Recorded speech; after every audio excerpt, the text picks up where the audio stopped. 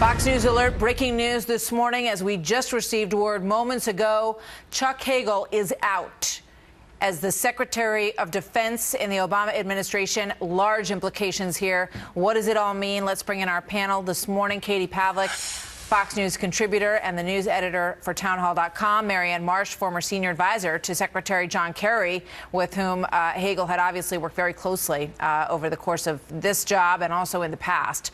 Welcome. Good to have you both here today. Katie, let me start with you. As Jennifer Griffin reported moments ago, this is something that had kind of been tossing around the mill over the past couple of weeks. And indeed, it appears that it was mutual, but that the nudge may have come from the administration on this one. Mm-hmm.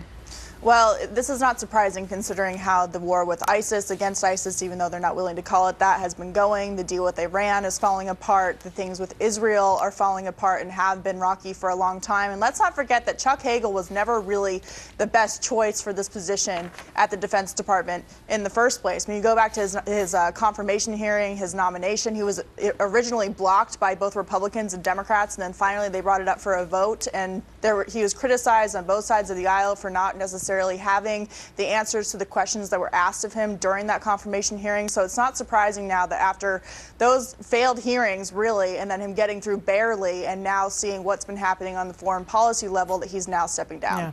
So given all that, Marianne, is this a wise move on the administration's part? Well, it's that time of year.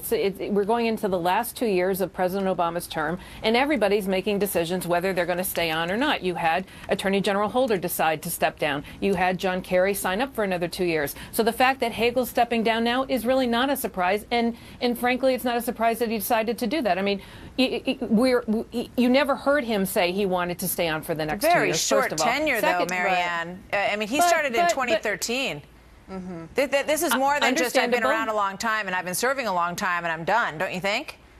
But the last 2 years of any president's administration of a two-term president requires different people. And you see that kind of Obama consistently every 2 years changed over a lot of his personnel. So this isn't a big surprise. It's not like he didn't get along with people. He and John Kerry, as you noted, Martha, great friends, Vietnam veterans, got along well. Yeah, but President Marianne, Obama the question is one of substance and success and whether or not he has been successful in his job. I really don't think, Marianne, that you can get away with the argument that this is just turnover, because he just started in 2013. There's no reason why he wouldn't have been able to finish out the term if things have been going well. This is about failures, right? I think this is about what the president needs for the next 2 years, not what happened in the rearview mirror. I think that may be more to the point. Katie? Sure, but this is also about a failure on a foreign policy level in terms of what we're doing against ISIS, which has been failing by all accounts. All the top generals in top command have said that the war against ISIS is failing. The deal with Iran, which is, as we mentioned, John Kerry has been trying to negotiate, is also failing. Chuck Hagel has a big part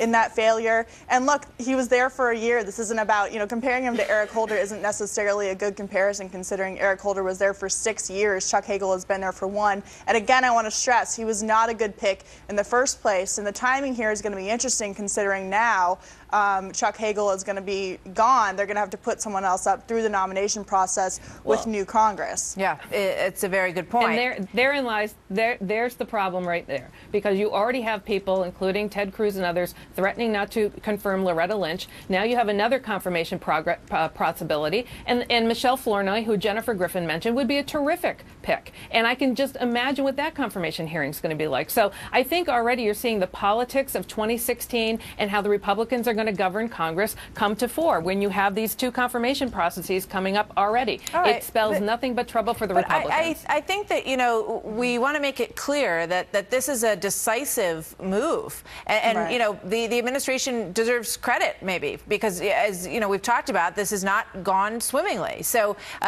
what the person that they choose, I think, is going to be a signal in terms of where President Obama is on the future of this battle against ISIS, whether or not, there's a dose of sort of a different way of thinking of this approach. Katie?